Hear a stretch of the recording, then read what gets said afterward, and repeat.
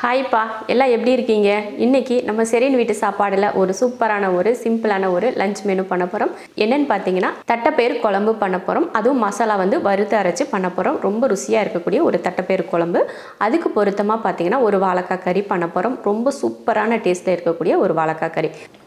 3 வாழைக்காயை இந்த மாதிரி கொஞ்சமாக பெரிய பீஸாக கட் பண்ணி எடுத்திருக்கேன். நான் வந்து கொஞ்சம் தயிரில் தண்ணி ஊற்றி இந்த மாதிரி வாழைக்காயை வெட்டி போட்டிருக்கேன். அப்போ தான் எவ்வளோ நேரம் ஆனாலும் கருத்து போகாமல் இருக்கும். அதுக்காக 3 வாழைக்காய் இது. இப்போ இதை வேக வச்சிடலாம்.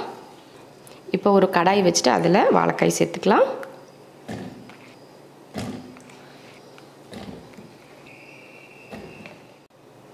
அரை ஸ்பூன் அளவுக்கு மிளகாத்தூள், கொஞ்சம் மஞ்சள் தூள், உப்பு தேவையான அளவுக்கு சேர்த்துட்டு இதில் தண்ணி ஊற்றிடலாம். அவ்வளோதான். இந்த காய் ஓரளவுக்கு முங்குற அளவுக்கு ஊற்றிக்கிட்டால் போதும், ரொம்ப ஊற்ற தேவையில்லை. இப்போ ஸ்டவ் ஆன் பண்ணிடலாம்.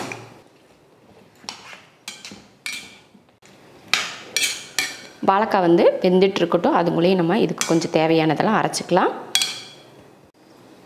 அடுத்து ஒரு மிக்ஸி ஜாரில் பார்த்திங்கன்னா தேங்காய் போட்டுக்கலாம். 1 2 3 4 ஸ்பூன் அளவுக்கு தேங்காய் துருவல், ஒரு அரை ஸ்பூன் அளவுக்கு மிளகு, 1/4 ஸ்பூன் அளவுக்கு சீரகம், கொஞ்சம் தண்ணி. இப்போ இதை அரைச்சிக்கலாம். ரொம்ப வலுவலுன்னு அரைக்க தேவை, ஓரளவுக்கு குறகுறப்பாக அரைச்சி எடுத்துக்கலாம். தேங்காய் வந்து அரைச்சாச்சு. இப்போ வாழைக்காய் வெந்துட்டுருக்கு இல்லையா, அது கூட சேர்த்துக்கலாம். வாழைக்காய் நல்லா வாழைக்காய் சும்மா நம்ம தண்ணி தெளித்து வேக வச்சாலே சூப்பராக சீக்கிரமாக வெந்துடும். நம்ம தண்ணி ஊற்றி நல்லா வேக வச்சுருக்கோம் இல்லையா, நல்லா வெந்துடும். வாழைக்காய் வந்து நல்லா வெந்துருச்சு. இந்த டைமில் நம்ம அரைச்சிருக்கோம் இல்லையா தேங்காய், அதை சேர்த்துடலாம்.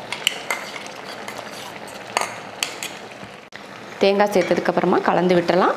இந்த வாழைக்காயில் இருக்க தண்ணி வந்து இந்த தேங்காய் சேர்த்து ஒரு 2 நிமிஷத்துக்கு வேக வச்சோம்னா நல்லா வத்திரும். அப்போ அந்த தேங்காயோட பச்சை வாடையும் நமக்கு போயிடும். அதனால் ஒரு 2 நிமிஷத்துக்கு இந்த மாதிரி வேக வச்சுக்கலாம். கலந்து விட்டதுக்கப்புறம் பாருங்கள், நல்லா அந்த தண்ணி வத்திருச்சு பார்த்திங்களா. இந்த மாதிரி தண்ணி வற்றினதுக்கப்புறமா இப்போ இதை இறக்கி வச்சிடலாம். இந்த அளவுக்கு இருந்தால் போதும், ரொம்ப தண்ணி வற்ற தேவையில்லை. இந்த அளவுக்கு ஓரளவுக்கு ஈரப்பதம் இருக்குது பார்த்திங்களா, அந்த மாதிரி இருந்தால் போதும்.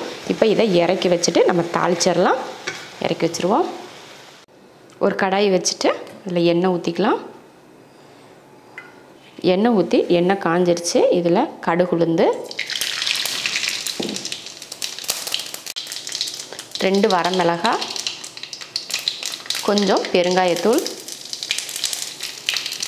அடுத்து கருவேப்பிலை, கொஞ்சமாக தேங்காய், ஒரு 2 ஸ்பூன் அளவுக்கு தேங்காய் துருவல் சேர்த்துட்டு இதை வறுத்தரலாம்.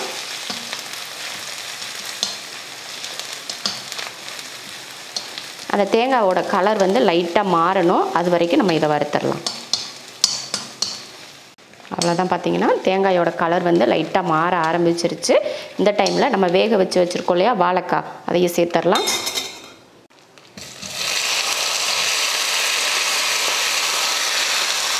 இப்போ கலந்து விட்டுருவோம்.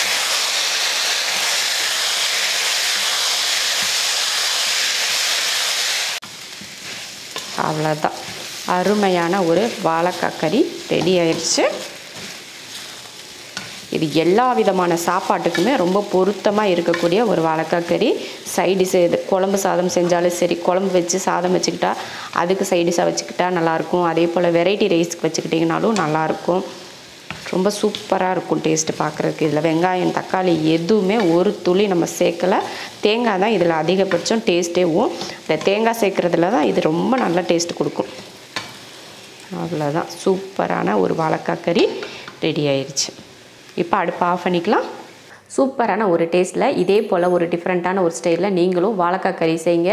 இது வந்து சாதத்துக்காக மட்டும் கிடையாது, நம்ம வெரைட்டி ரைஸ்லாம் பண்ணுவோம் பார்த்திங்களா, அதுக்கெல்லாம் சைடிஷாக வச்சுக்கிறதுக்கு ரொம்ப நல்லாயிருக்கும். லெமன் சாதம், தயிர் சாதம், தக்காளி சாதம், இந்த மாதிரி நிறைய வெரைட்டி ரைஸ் நம்ம பண்ணுவோம் இல்லையா, நம்ம லஞ்ச் பாக்ஸ்க்கெலாம் கொடுத்து விடுறதுக்கு பண்ணுவோம். அந்த மாதிரிலாம் இருக்கப்போ இந்த மாதிரி ஒரு சூப்பரான ஒரு வாழைக்காய் கறி செஞ்சிங்கன்னா ரொம்ப அருமையாக இருக்கும் டேஸ்ட்டு.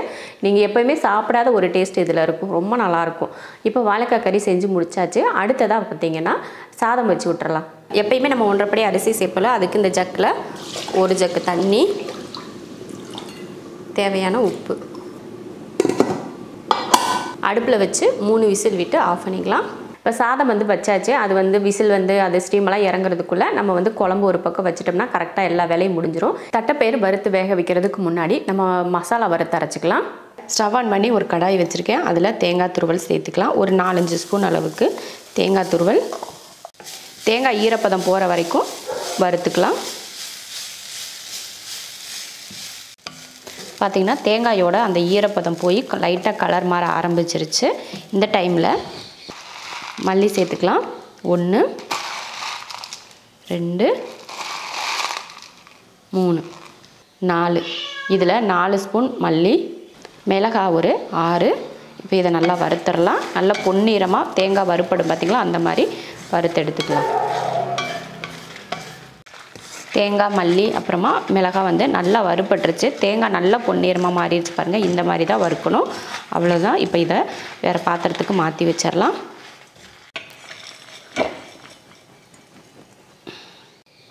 இப்போ தேங்காய் வறுத்த அதே கடாயில் இந்த டம்ளரில் 1 டம்ளர் அளவுக்கு தட்டைப்பயிறு எடுத்திருக்கேன். அதை சேர்த்துக்கலாம். தட்டைப்பயிரையும் வறுத்துக்கலாம்.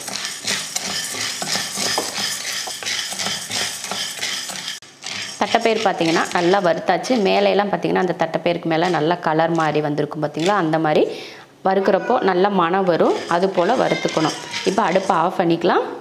அடுப்பை ஆஃப் பண்ணிவிட்டு இதை கழுவிட்டு வந்துடலாம். தட்டைப்பயிரை கழுவியாச்சு. இப்போ தண்ணி ஊற்றி வேக வச்சிடலாம். நல்லா பயிர் முங்குற அளவுக்கு தண்ணி ஊற்றிடலாம். நம்ம குக்கர்லாம் போட்டு வேக வைக்க தேவையில்லை. இந்த மாதிரியே வேக வச்சுக்கலாம். குக்கரில் போட்டு வேக வச்சிங்கன்னா அதிகமாக குழஞ்சி போயிடும். அதனால நம்ம பாத்திரத்தில் இந்த மாதிரி வேக வச்சுக்கலாம். பயிர் முங்குற அளவுக்கு தண்ணி ஊற்றிட்டு பயிர் வேகிறதுக்காக கொஞ்சம் உப்பு, ஒரு 10 நிமிஷம் கிட்ட நல்லா வேகட்டும். அதுக்கப்புறமா எடுத்து பார்த்துக்கலாம். அதுக்குள்ளேயே நம்ம போயிட்டு எல்லாத்தையும் ரெடி பண்ணி எடுத்துகிட்டு வந்துடலாம். நம்ம மசாலா வறுத்தோம் இல்லையா, அது நல்லா ஆறிடுச்சு. இப்போ அரைச்சிடலாம்.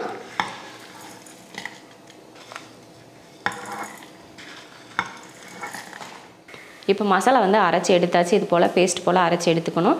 இப்போ நம்ம தட்டைப்பயிறு வேக வச்சுருக்கோம், அது எப்படி இருக்குது, வெந்துருச்சான்னு பார்த்துட்டு தாளித்து விட்டுக்கலாம். தட்டைப்பயிறு வந்து நல்லா வெந்துருச்சு. இந்த மாதிரி தான் வேகணும். ரொம்ப குலைவாக வேக வச்சிட்டிங்கன்னா குழம்பு வந்து டேஸ்ட் நல்லா இருக்காது. அதனால ஒரு 3/4 பக்குவத்துக்கு வேக வச்சுக்கிட்டால் போதும். இப்போ இதை இறக்கி வச்சுட்டு குழம்பு தாளிச்சிக்கலாம். இப்போ குழம்பு தாளிக்கிறதுக்கு ஸ்டவ் ஆன் பண்ணி ஒரு பாத்திரம் வச்சுருக்கேன். அதில் எண்ணெய் ஊற்றிக்கலாம். எண்ணெய் காஞ்சதுமே கொஞ்சம் வெந்தயம் நல்லா பொரிஞ்சதும் கருவேப்பிலை, அடுத்ததாக வெங்காயம் 100 கிராம் அளவுக்கு சின்ன வெங்காயம் எடுத்திருக்கேன். அதை சேர்த்துக்கலாம்.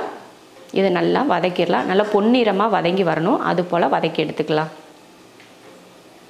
பார்த்திங்கன்னா இந்த மாதிரி வெங்காயம் வதங்கிடுச்சு. இதில் 2 தக்காளி சேர்த்துக்கலாம்.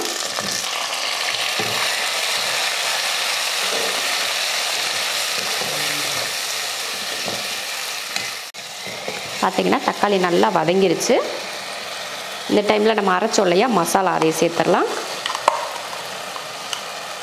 இதில் 1 ஸ்பூன் அளவுக்கு குழம்புத்தூள். இதை வதக்கி விட்டுறலாம்.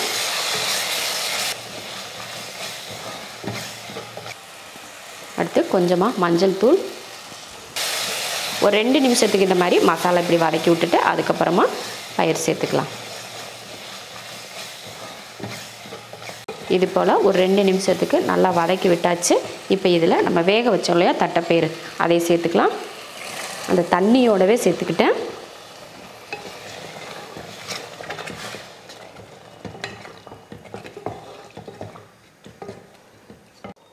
குழம்புக்கு தேவையான தண்ணி,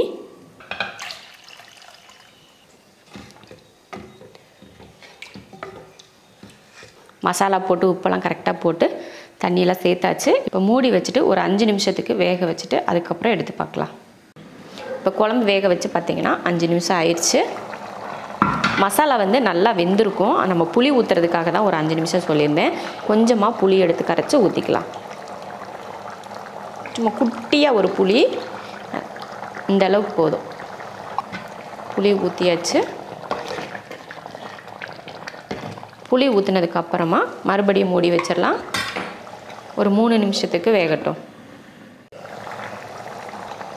புளி ஊற்றினதுக்கப்புறமா சூப்பராக குழம்பு வெந்துருச்சு. அவ்வளோதான். இதுக்கு மேலே நம்ம வேக வைக்க தேவையில்லை. தட்டைப்பயிரும் பார்த்திங்கன்னா நல்லா வெந்து வந்திருக்கு பாருங்கள். இந்த மாதிரி தான் வேகணும். மணமாக இருக்கும். நல்லா அரைச்சி ஊற்றிருக்கோம் இல்லையா குழம்புக்கு, ரொம்ப சூப்பராக இருக்கும் இந்த மாதிரி தட்டைப்பயிர் குழம்பு நீங்கள் செஞ்சிங்கன்னா. இப்போ அடுப்பை ஆஃப் பண்ணிக்கலாம்.